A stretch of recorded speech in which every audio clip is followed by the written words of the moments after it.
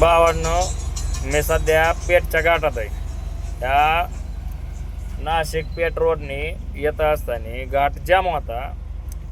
काय आहे, थोडं टायमिंग माल भरल्यावर थोडं जावं लागतं आम्हाला बी गाई म्हणून आम्ही गाड्या ओव्हरटेक करत करत चाललो होतो.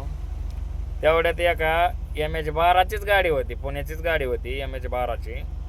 त्या गाडीवाल्याने पुढून आला होता. त्यानं काय केलं, डायरेक्ट मी आल्याच्या नंतर म्हणजे समोरासमोर गाडी आली, मी दाबून घेतली लेफ्ट साईडला, त्याने राईट साईडला दाबून घेतली. पण त्याने काय केलं, एक बॉटलमध्ये काहीतरी ॲसिड होतं. ते ॲसिड माझ्या गाडीवर फेकलं. म्हणजे बरोबर ते दरवाजा राईट साईडच्या काचेवर आलं. काच खाली होती. दुपारच्या टायमाला काच खाली असल्यामुळं आहे ना, ते सगळं गाडीत पडलं. माझ्या अंगावर तोंडावर ते पडलं. काय होतं काय माहीत नाही. पण काही पांढरे डाग आहेत ना, हे डाग हे काच्यावर पण डाग आहेत. हे तर मला फक्त एवढं सांगायचं आहे, हे असले येडे चाळे काय करू नका. एखाद्याला हे बघा काचावर डाग मी वायपर मारून पुसून काढलंय, ते त्याच्यामुळे निघलेत आहे. मला सांगायचं फक्त एवढंच आहे, भावांनो, घाई हे प्रत्येकाला आहे.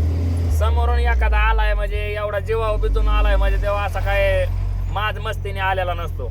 त्याला कुठंतरी काहीतरी काम असतं. पुढं बघ गाडी खाली करायची पडलेली असते, समोरून फोन येत असते, म्हणून तो चाललेला असतो.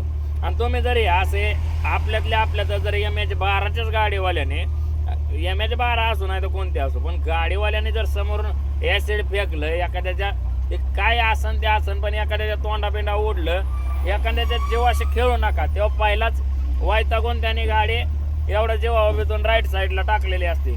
आणि तुम्ही समोर आल्यावर थोडीशी घेतली पलीकडे दाबून, काय फरक पडणार आहे.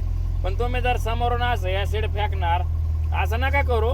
कसं आहे, वेळ हे प्रत्येकाची असते. काहीतरी त्याला अर्जंट असतं. आज मला अर्जंट आहे, उद्या तुम्हाला अर्जंट असणार आहे.